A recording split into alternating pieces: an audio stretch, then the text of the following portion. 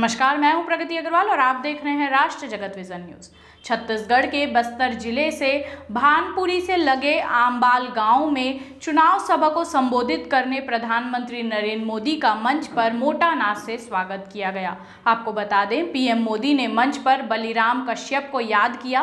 इस दौरान उन्होंने मां दंतेश्वरी धरा को प्रणाम करते हुए अपनी भाषण की शुरुआत की और उन्होंने इस दौरान क्या कहा, आइए देखते हैं। उन्होंने कहा, 10 वर्ष देश में जमकर विकास हुआ। देश के विकास में छत्तीसगढ़ का अहम योगदान है। प्रधानमंत्री मोदी ने कांग्रेस पर निशाना साधते हुए कहा, कांग्रेस ने गरीब की कभी चिंता नहीं की। उन्होंने कहा, लेकिन जब तक गरीब की चिंता दूर नहीं करूंगा, चैन से नहीं बैठूंगा। साथियों, आज मैं बस्तर के छत्तीसगढ़ के युवा साथियों को भी एक बात बताना चाहता हूं। जो पहली बार अपना वोट डालने जा रहे हैं, वो नौजवान मेरी बात सुनिए।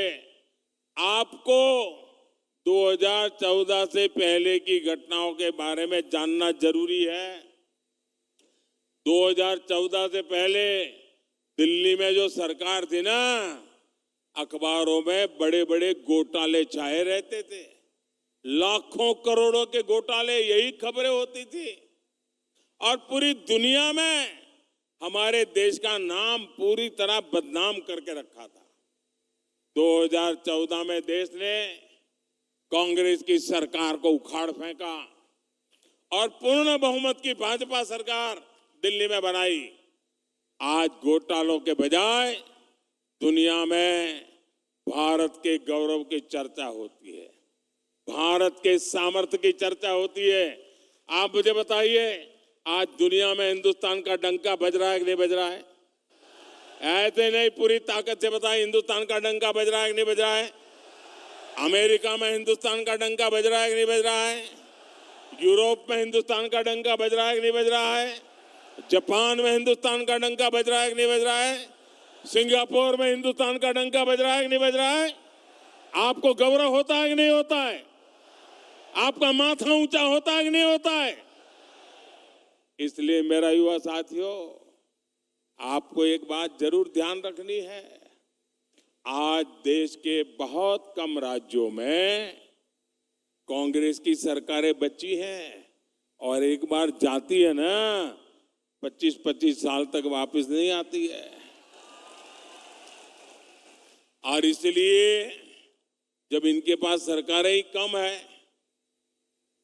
तो लूट का माल कुछ ही जगह से लूटना पड़ता है। इसलिए जहां भी इनकी सरकार बनती है, वो जम करके लूटते हैं। पूरे हिंदुस्तान में उन्होंने राजस्थान, छत्तीसगढ़ ऐसे राज्य को लूट का सबसे बड़ा खजाना बना दिया है।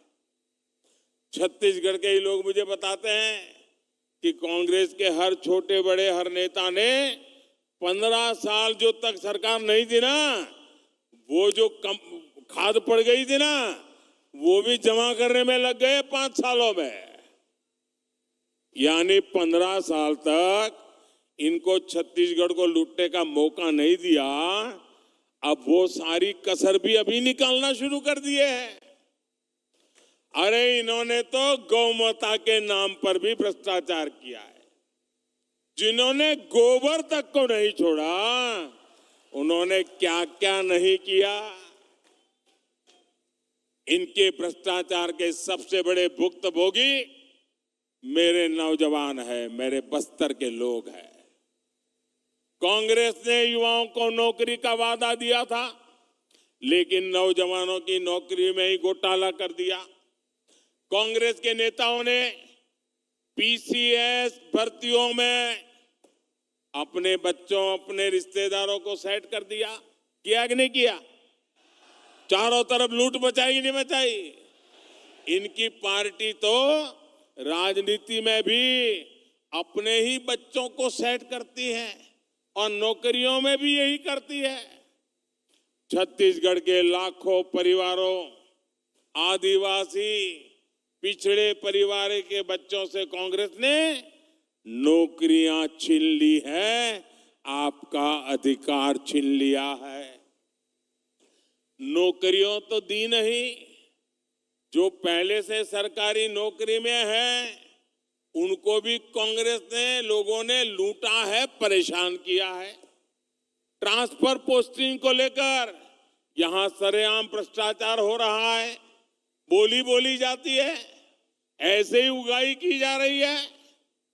इसलिए छत्तीसगढ़ कह रहा है औ नहीं सही वो बदल के रही वो, औ नहीं सही वो, औ नहीं सही वो, ये अब नहीं सही वो। साथियों, आप आश्वस्त रहिए, आप कांग्रेस की सरकार बदलिए, भाजपा इस पूरे लूट तंत्र को बदल देगी। ये कांग्रेस ने लोकतंत्र को लूट तंत्र बनाया है और प्रजातंत्र को परिवार तंत्र बना दिया है। भाजपा सरकार बनते ही पीसीएस घोटाले की जांच होगी। गुनहगार भी कितना ही ताकतवर हो, मोदी उसको जेल में डाल करके ही रहेगा। हर नौजवान, हर सरकारी कर्मचारी को पूरा न्याय मिलेगा।